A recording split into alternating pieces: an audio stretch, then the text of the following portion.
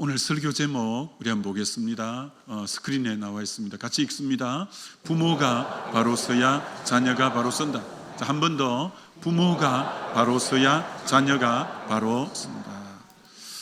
오늘이 가정의 달 어버이 주일입니다.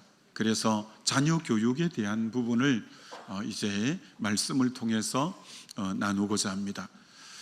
자녀 교육에 대한 부분은 아무래도 성경적으로 설교를 해도 되지만 좀 책들을 참 참고할 때 참 도전이 된 책이 있습니다. 이 책을 여러분에게 한번 보여드릴까요? 엘리트보다 사람이 되어라, 이 책인데 여러분도 기회가 되면 꼭 한번 구입해서 보시면 좋을 것 같아요. 우리 도서관에도 비치는 해두도록 하겠습니다. 전혜성 박사께서 기록한 건데요. 이 전혜성 박사는 예일대 교수이신데 이화여대를 전액 장학금으로 그렇게 졸업을 하고 유학을 1948년도에 이렇게 유학을 가서 예일대 교수가 된 분인데, 남편은 더 대단한 분이셔요. 남편은 서울대 전신인 경성대제를 수석 졸업하고 하버드 대학에 수학을 하고 그래 교수가 되고 우리나라 유엔 대표가 되신 분이에요. 저 두 분이 만나서 6남매의 자녀를 두는데요. 자녀들이 모두 예일대와 하버드대의 출신인 명문대 출신이죠.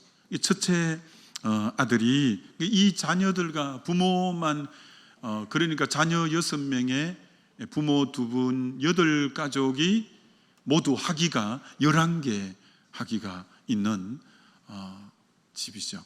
근데 이 큰아들이 이제 하버드 대학을 졸업해서 지금 이제 하버드대 공중보건대 부학장, 하버드대 부학장 교수로 있고, 그리고 오바마 행정부 차관보를 지내고, 둘째 아들은 이 하버드대 MIT를 나와서 의학 박사, 철학 박사이고 의사를 지금 하고 계신 분이고, 셋째는 하버드대와 영국 옥스퍼드에 졸업하고 예일대 법대 학장을 지내고 클린턴 행정부 국무부 인권 담당 차관보, 오바마 행정부에는 국무부 법률 고문으로 있고, 큰딸은 하버드 대학과 MIT를 졸업한 뒤에 중앙대학교 교수를 재직하고, 둘째는 하버드대와 예일대 법대, 지금 대학은 석자 교수로, 막내딸은 하버드대와 뉴욕 비주얼 아트 대학의 미술을 전공하고 지금 현재 미술가인데, 이 집이 얼마나 명문대학을 나오고 대단한가를 여러분에게 소개하기보다는 이 가정의 가정교육의 철학은 한 번 정도 우리가 참 들어야 참 믿음의 가정의 이 가정교육의 이 철학을 한 번은 우리가 나누면 참 유익하겠다라는 이제 생각이 들어 오늘 말씀 좀 나누려고 합니다. 이 전혜성 박사께서 이 책을 썼는데 가정에 가장 중요시 여기는 걸 스크린에 보면 이것이에요. 가정에서 가장 중요한 교육 원칙은 바로 덕이라는 것입니다. 이 덕성제라는 말은 옛부터 흘러오는 유명한 말입니다. 재주보다 덕을 중요시하는 것을 덕이 더 성에 이른다는 거죠. 재주보다. 이 덕성제가 이 집의 가훈이에요. 이 집의 가훈이 덕성제, 재주보다 덕이 더 중요시 돼야 된다. 그렇게 늘 자녀를 가르치고 덕이 재주를 앞서야 된다. 이렇게 가르쳐 온 이 가정입니다. 이번에 이걸 책을 보면서 또 좀 다른 것을 주목하고 싶어서, 염철원 교수가 이 교육의 전문가이시더만요. 이분의 글에도 이 부분을 강조하고 있어요.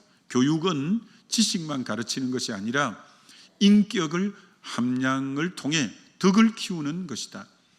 재주와 덕을 두루 갖춘 것을 재덕이 겸비되어야 된다. 이렇게 말하는 거고, 지식이 재능이나 재주라고 한다면 덕은 인격이다.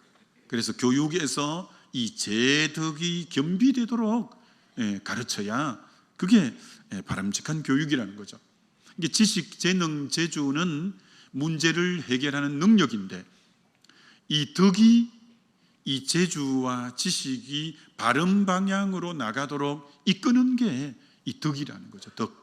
그래서 참 이 제덕이 겸비된 교육이 너무 중요한데 너무나 안타까운 것은 오늘 한국의 이 현실은 입시 위주의 교육이다 보니까 원래 여러분 우리나라 교육의 목표가 지덕체, 이 지식과 덕과 이 체력인데 어느새 다 빠져버리고 입시 위주의 지식만 남아있는 그런 상황이 되었어요.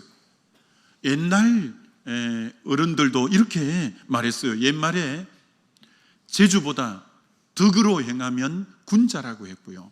그러나 덕이 아닌 재주로 행하면 소인이라고 말했어요. 이게 재주보다 덕으로 행해야 군자가 되는 거죠. 근데 덕은 없이 재주로만 행하면 소인이 되는데 오늘 학교 교육이 입시 위주다 보니까 재주, 지식과 이 재주, 재능만 가르치고 덕이 다 빠져버린 그런 교육이라 너무 안타깝죠. 그래서 이 염철현 교수님은 이렇게 말하고 있어요. 지식을 강조하는 오늘 학교 교육을 이렇게 보는 거죠. 지식을 강조하는 현행 학교는 일부 학생, 그 상위권에 있는 학생을 제외하고 다수의 아이들을 부적응 아이로 만들고 있다. 그렇죠. 지금 학교 현실이 공부 잘하는 몇 명만 지금 그렇지. 나머지 다수 학생은 부적응 아이로 만들고 있다. 그 다음 이렇게 말하고 있습니다. 지나친 지식 경쟁을 강조하는 학교에서 경쟁에 밀려난 청소년들은 우울감, 좌절감이 커지면서 일탈 행동을 하거나 자살 충동에 이르게 되는 것이다. 오늘 얼마나 많은 청소년들이 자기는 학교 가도 재미가 없는 거죠. 학교는 전부 지식 중심의 그 아이들만 칭찬해주고 상을 주고 나머지 아이들은 전부 경쟁에 밀려난, 그래서 자기들은 학교 가서부터 우울감을 갖기 시작하는 거예요. 좌절감을 갖기 시작하는 거예요. 그래서 일탈 행동을 하는 거예요. 자살 충동에 이르는 그런 부분이죠. 그 다음 볼까요? 학교가 누가 더 많이 알고 있는가를 평가하는 곳이 된 지 오래다. 학교가 누가 더 많이 알고 있는가를 시험을 통해서 평가하고 줄을 세워 등수를 매기고 공부 잘하는 아이들만 칭찬과 상을 받는 오늘날 학교는 인간미 넘치는 우정, 신뢰, 배려, 관용, 양보 같은 덕이 설 자리가 없어져 버린 참으로 안타까운 우리의 교육 현실을 보게 되는 거죠. 학교의 우등생이 사회의 우등생이 되라는 법이 없고 학교의 성적표가 사회의 성적표, 인생의 성적표가 아니고 옛말에 아이는 12번 된다라는 말이 있어요. 아이는 12번 된다. 그런데 어떻게 된 판인지 학교에 가면서부터 아이들이 우울감과 좌절감과 나는 경쟁에서 밀려 나와갖고 그 지적인 부분만 보니까 그런 거예요. 덕의 부분을 함량해서 그렇게 나가야 될 그 아이를 전부 부적응 아이로 학교가 만들어버리고 그래서 좌절감과 그래서 일탈 행동을 하고 심지어 자살 충동까지 그런 오늘 현실의 교육을 부모가 먼저 알아야 우리가 어떤 부분을 자녀들을 더 강조하고 채워야 될 것인지 알게 되는 거죠. 입시철이 끝나면 학교마다 대문에 교문에 현수막을 걸어서 우리 학교는 명문대를 몇 명 갔다. 그 이름이 누구다. 다수의 학생들은 다 조금도 다수의 학생들의 마음은 생각 안 하는 거예요. 소수의 학생들만 돋보이게 하고 다수의 학생들에 대한 배려와 관심은 전혀 없는 거죠. 다시 한번 볼까요? 학교는 맨 앞줄에 선 소수의 몇 명을 위한 교육기관이 아닌데 왜 모두를 위한 학교가 다수의 아이들을 패배자로 만들고 낙오자로 낙인 찍어야 한단 말인가? 이게 지금 한국 교회의 처한 현실이라는 거예요. 소수 몇 명만 이제 위한 학교가 아닌데도 다수의 아이들을 패배자로 낙오자로 학교가 도리어 이렇게 만드는 이 현실이 지덕이 겸비된, 지덕체가 겸비된 교육이 되어야 되는데 다지만 이제 지식만 강조하고 덕과 이 모든 것이 빠져버린 참 이런 어른들이 잘못 만들어 놓은 제도에 너무나 우리 자녀들이 어려움을 당하고 있는 오늘 교육 현실을 우리가 바라보는 관점이 있어야 되겠다는 거죠. 옛말에 이런 말이 있습니다. 덕필유린이라. 덕이 있으면 따르는 사람이 있어 외롭지 않다는. 결국은 여러분 이 지덕체 또 이 제덕 겸비 중에 덕이 승리하는 거예요. 덕이 있을 때 좋은 친구가 있고 좋은 이웃이 있고 덕스러운 사람일 때 사람들이 주변에 모여들고 그래서 사람이 외롭지 않는 이 덕필유린인데도 불구하고 학교는 차가운 머리만 키우는 그런 교육으로 오늘 이 시대 교육이 변질되어서 얼마나 자기중심적이고 이웃에 대한 공동체에 대한 이 배려와 섬김을 모르는 이런 시대가 되어졌다는 거죠. 여러분 덕이 반드시 이기고 덕은 좋은 친구, 좋은 이웃이 생기기 때문에 외롭지 않고 덕이 결국 이기는.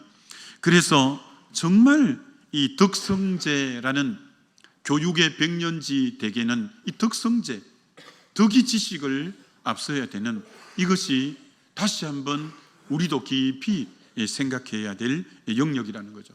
성경은 그럼 어떻게 말하고 있는가? 여러분 하나님께서 욥을 사단에게 자랑하고 소개할 때가 있습니다.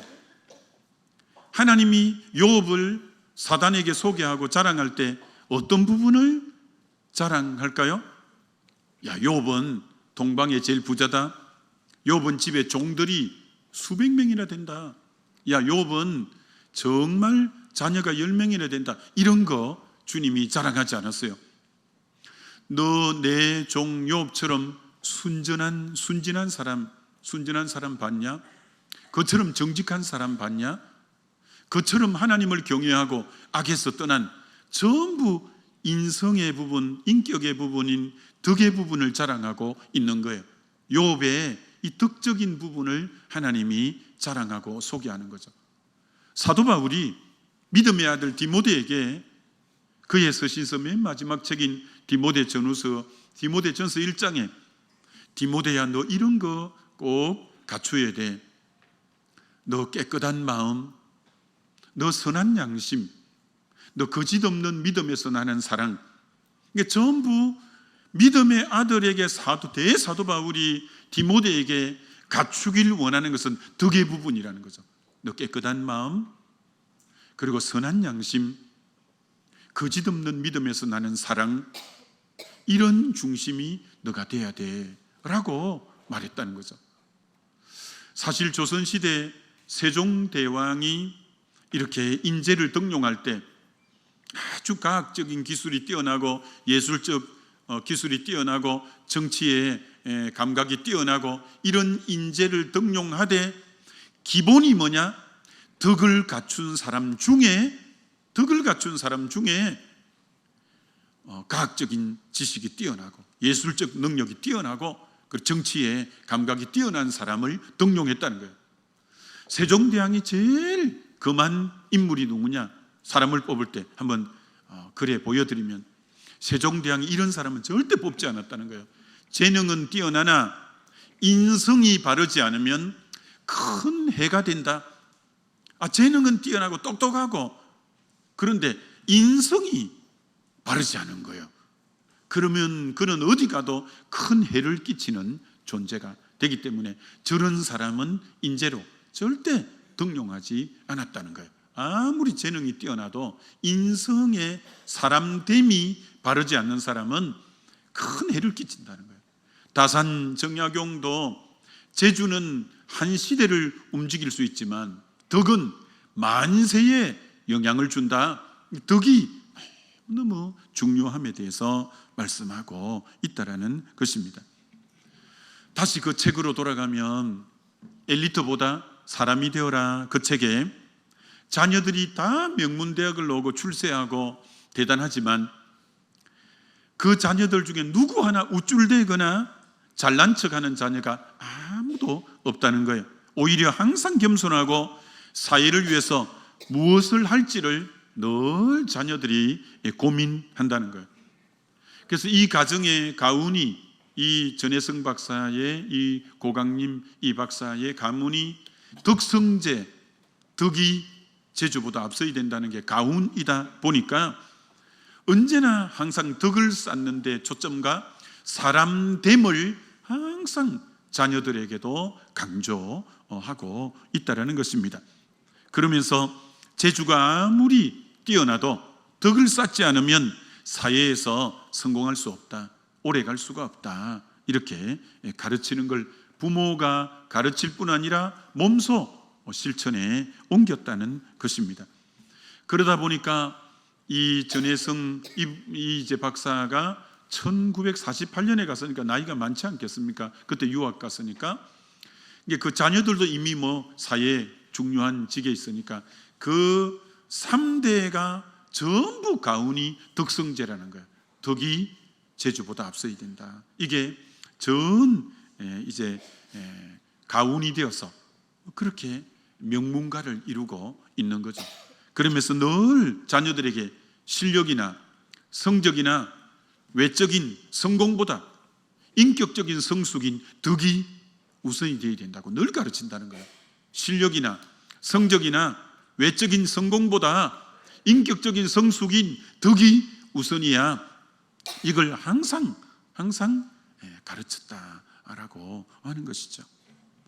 자, 다시 정리해서 보여드리면 자녀 교육의 이 두 가지를 항상 강조했다는 거죠. 첫째가 덕이 제주를 앞서야 된다. 덕이 제주를 앞서야 된다. 두 번째는 더 많은 사람들에게 도움을 줄 수 있는 사람이 되어야 된다. 어떻게 하면 사회에 더 많은 유익을 줄 수 있는 사람이 되는가. 그러니까 어떤 공부를 할 때도 그 분야에서 사회에 어떤 유익을 끼칠까, 그걸 염두에 두고 공부했다는 거죠. 어떤 부분을 전공하고 어떤 부분을 학문을 쌓아갈 때도 이걸 통해서 사회에 어떤 유익을 끼칠까, 그 가치관으로 공부도 하고 그랬다는 거죠. 자, 그러면서 다시 한번 스크린에 보여드리면 자녀들에게 뭘 항상 강조했냐? 정직함, 성실함, 배려심, 겸손함 같은 인간의 기본 덕목을 가르쳐주고 그 바탕 위에 실력을 쌓게 하는, 이게 항상 근본이 됐다는 거예요. 이 정직한 삶, 성실, 배려심, 겸손함 속에 인간적인 기본 덕목을 가르쳤고 그 위에 실력을 쌓아야 된다라는 거죠. 자, 그럴 뿐 아니라 사실 전혜성 박사가 이렇게 귀하게 된 것은 그 친정 아버지의 영향이고, 그래서 이 글을 보면서 다시 느끼는 게, 가문이 좋다는 게 이런 거구나 라고 느꼈어요. 그 아버지가 저런 분이에요. 전혜성 박사의 친정 아버지의 일생의 좌우명이 뭐냐? 한 사람의 위대함은 그가 얼마나 남을 돕고 더 나아가서 사회에 얼마나 공헌했느냐로 평가된다. 그 사람이 진짜 위대하다면 그가 남을 얼마나 도왔느냐, 그가 더 나아가 사회에 얼마나 공헌했느냐, 그거로 그 사람의 위대함을 평가한다. 이게 친정 아버지로부터 정말 새겨지도록 늘 들었던 말씀이 자기의 삶에도 뿌리 깊이 내렸고 그 자녀 손들에게도 위대하다는 것은 자기가 호요시 가는 게 아니라 얼마나 남을 돕고 더 나아가서 사회에 공헌하느냐, 이것을 늘 친정 아버지로부터 잘 배웠다라는 것이죠. 그러면서 가정에 대해서 이렇게 말합니다. 이 가정의 달에 가정은 교육의 첫 출발이다. 학교가 교육의 첫 출발이 아니고 교회가 교육의 첫 출발이 아니라 가정이 하나님이 제일 먼저 만든 공동체잖아요. 가정이 교육의 첫 출발점으로 보고 부모가 바로 서야 자녀도 바로 서게 된다. 부모가 안 선 상태에서 자녀 보고 바로 서라고 바로 살아라고 해서 될 일이 아니다는 거죠. 여러분, 그래서 이 전혜성 박사가 이제 미국에 유학을 갈 때가 1948년인데 그동안 이 우리나라에만 있다가 그때만 해도 뭐 우리나라와 미국의 격차가 엄청났잖아요. 미국에 딱 가서 미국의 가정을 보니까 너무나 유난히 눈에 띄는 것이 그 자녀 교육을 이렇게 하더라는 거예요.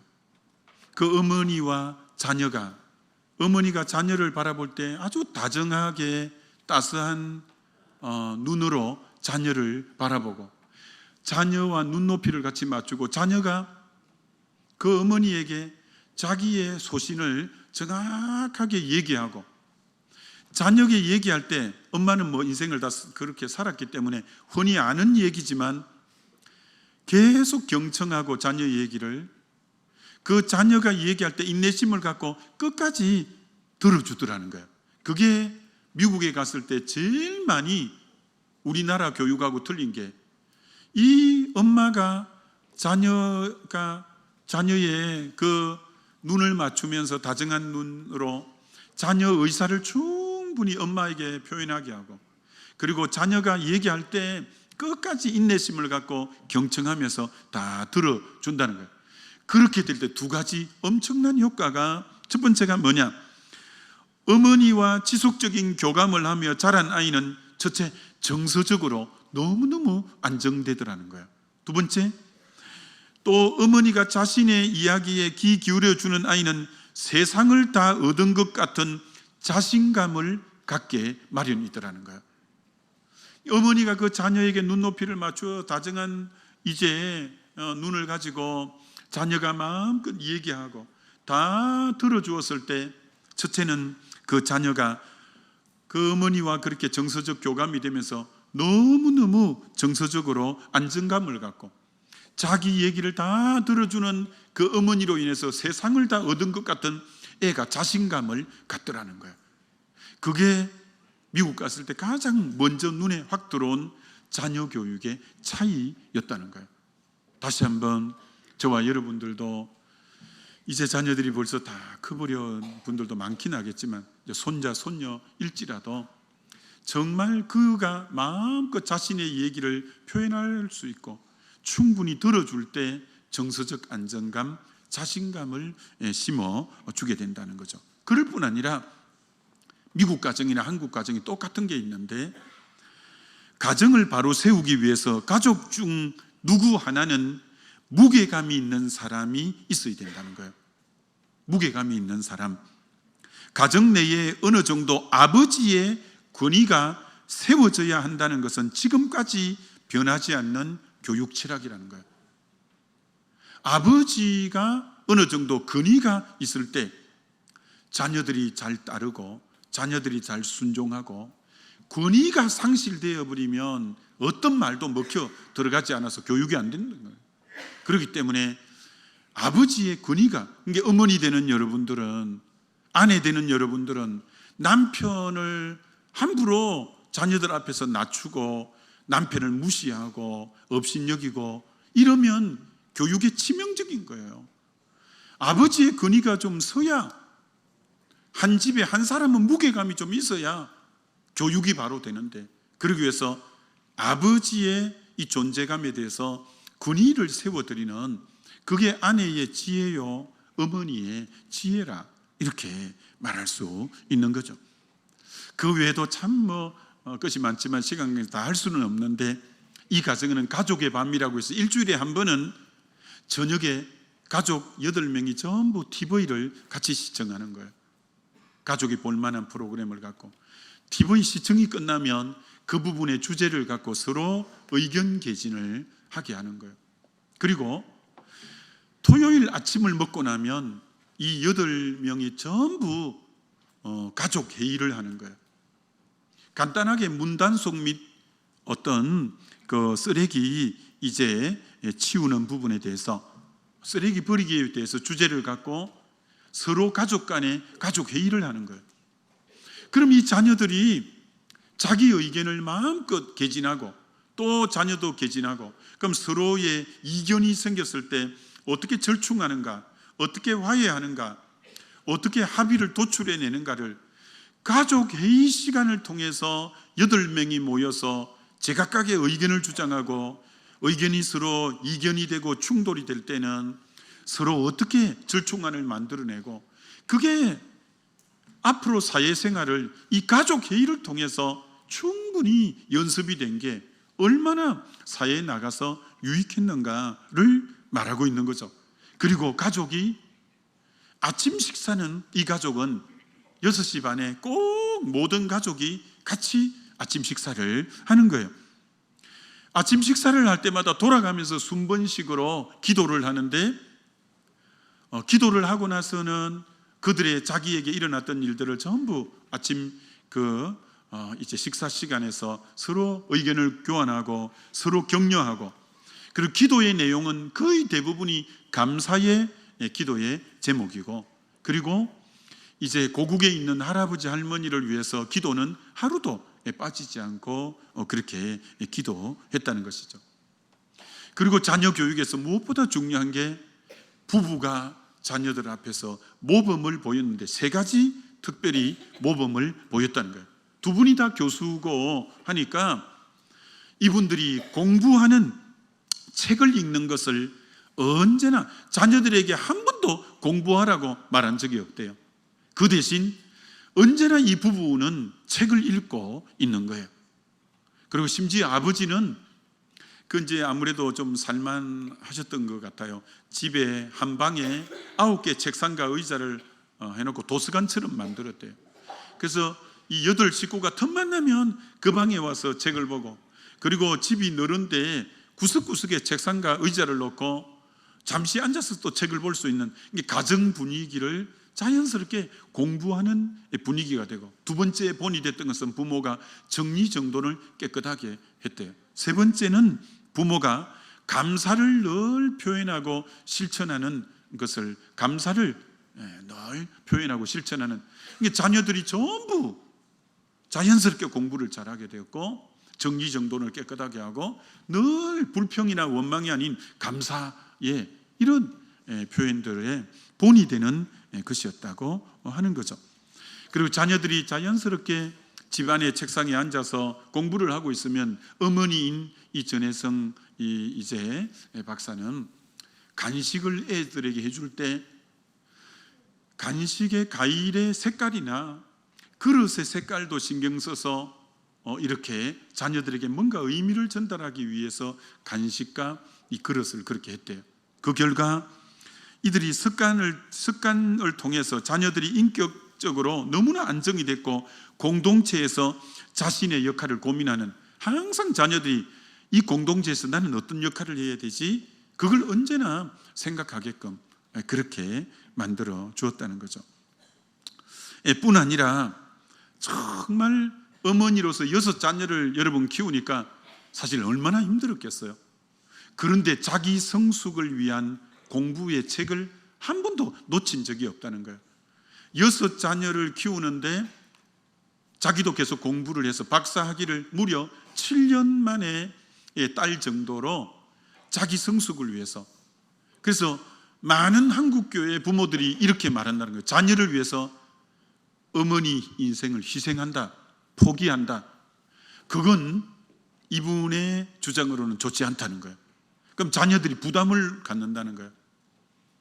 내 인생 때문에 내 어머니 인생을 포기했다면 자녀들이 부담을 갖는다는 거예요. 그러지 말고 자녀들에게 최대한 헌신하되 부모 자신이 끊임없이 공부해서 이 다변화되는 세상에 부모가 잘하지 않고는 자녀를 바로 양육할 수가 없기 때문에 그렇게 부모 또한 같이 배우면서 나갔다는 거예요. 자, 그래서 이 가정은 이렇게 했다는 거예요. 부모와 이 자녀가 같이 동반 성장. 교육은 결국 함께 성장하는 여정이다. 교육은 일방적인 교육, 훈육이 아니라 부모와 자녀가 서로 배우며 자라나는 과정이다. 그래서 늘 이 어머니 되는 이분도 끊임없이 공부를 지속적으로 해가게 되어졌다라는 것이죠. 잠시 이 책을 떠나서 제가 늘 존경하고 제게 영향을 준 그 앤드루 머레이 목사님의 자녀 교육에 유명한 책이 있어요. 그리스도를 위하여 자녀를 기르라. 그리스도를 위하여 자녀를 기르라. 이 책의 핵심 부분만 잠시 보여드리면 이거예요. 이 앤드루 머레이는 이렇게 말해요. 가정은 신앙의 학교이며 부모는 그 학교의 첫 번째 교사이다. 가정은 신앙의 학교라는 거예요. 가정이 신앙의 학교가 되어야 된다는 거죠. 그리고 그 학교의 부모가 첫 번째 교사가 되어야 된다. 자녀는 단순히 내 아이로 보거나 부모의 기대를 채우기 위한 도구가 아니라 하나님께서 하나님 나라를 위해 세상을 변화시키기 위해 부르신 사명자로 보아야 된다. 자녀는 하나님의 소유이지 부모의 소유가 아니다. 자녀를 자기 소유로만 생각하면 안 되고 하나님의 소유라고 생각하고 키워야 된다는 거죠. 자, 그럴 뿐 아니라 이렇게 말하죠. 부모의 영적 상태가 자녀 교육의 양육의 질을 결정한다. 부모의 영적 상태, 부모가 영적으로 성숙하고 해야 자녀 양육의 질을 결정한다. 그래서 부모의 삶 자체가 최고의 교과서다. 너무 명언이죠. 부모의 삶 자체가 최고의 자녀에게는 교과서가 된, 부모가 그렇게 사는 삶 자체가 최고의 자녀에게는 교과서가 된다. 자녀를 변화시키려고 하지 말고 먼저 하나님 앞에서 부모 자신이 변화되는 게 중요하다는 거죠. 자녀를 변화시키려고 하지 말고 먼저 하나님 앞에서 부모 자신을 변화받는 게 더 중요하다는 거죠. 부모의 큰 사명은 자녀를 위해 기도하는 것인데 기도 없이 하는 교육과 양육은 근본적인 변화와 열매를 맺을 수가 없다고 보는 거예요. 부모의 큰 사명이 자녀를 위해서 기도하는 것인데 왜? 기도 없이 하는 교육이나 양육은 근본적인 변화와 열매를 맺을 수 없기 때문에 정말 자녀를 위해서 기도하는 것이 하나님께 맡겨드리는 것이라는 거죠. 기도할 때 저기 쓰지는 않았지만 어떤 부분을 기도하느냐? 자녀의 성격을 위해서, 자녀의 약점을 위해서, 자녀의 강점을 위해서, 자녀의 장래길을 위해서 구체적으로 기도하라는 거예요. 우리 자녀의 성격이 어떠냐냐? 우리 자녀의 약점이 뭐냐? 우리 자녀의 강점이 뭐냐? 우리 자녀의 앞으로 장래의 길을 놓고 구체적으로 그런 부분을 놓고 기도하는 부분이 필요하다. 이렇게 말씀하는 거죠. 자, 최종 결론으로 아까 전혜성 박사의 그 책의 최종 결론으로 오늘 모든 설교의 이 네 가지로 정리해 봤습니다. 첫째, 부모의 인생부터 제대로 세워라. 부모 스스로 가치관부터 확실히 정립해야 한다. 자녀 교육에 앞서서 부모의 인생부터 제대로 딱 세우고 부모 스스로가 가치관이 확실히 정립돼야 자녀에게 어떻게 가르칠 수 있다는 거죠. 두 번째는 아이들에게 공부를 가르치기보다 인생관을 세워주는 부모가 되어야 된다. 아이들에게 인생은 어떻게 사는 인생관에 대한 부분이 분명해야 된다. 세 번째, 재주가 덕을 앞서지 말아야 한다. 그래서 언제나 인간관계를 잘할 것, 돈독하게 하고 언제나 약한 자를 도우면서 사는 이런 덕의 부분을 잘 가르치는 게 필요하고, 네 번째가 세계적인 안목을 키울 수 있도록 도와줘야 된다는 거죠. 이 글로벌한 세상에서 세계의 이 다문화 시대에서 아이들이 다양한 세상에 여러 사람이 있고 의견이 있는 것을 알고 그걸 어떻게 수용하고 어떻게 대처하고 어떻게 포용하고 하는 그런 세계를 바라보는 안목을 이 교육 가운데 이제 갖는 것이 필요하다라는 거죠. 아무쪼록 이 가정의 달, 이제 가정의 달을 맞이해서 참 저 내용을 여러분과 제가 보고 듣기만 할 때 우리가 일단 너무나 많이 부족하고 참 연약했음을 많이 느낄 거예요. 그러나 저걸 통해서 다시 지금 이 시간에서도 내 자녀에게, 또 이미 커버린 자녀라면 내가 기도로 어떤 걸 부탁하고, 내 손자 손녀에게는 어떻게 또 이끌어야 되냐, 그런 또 하나의 귀한 지침이 될 겁니다. 아무쪼록 이 가정의 달, 여러분의 가정이 주의 은혜가 흘러 넘치게 되시기를 주님의 이름으로 축원합니다.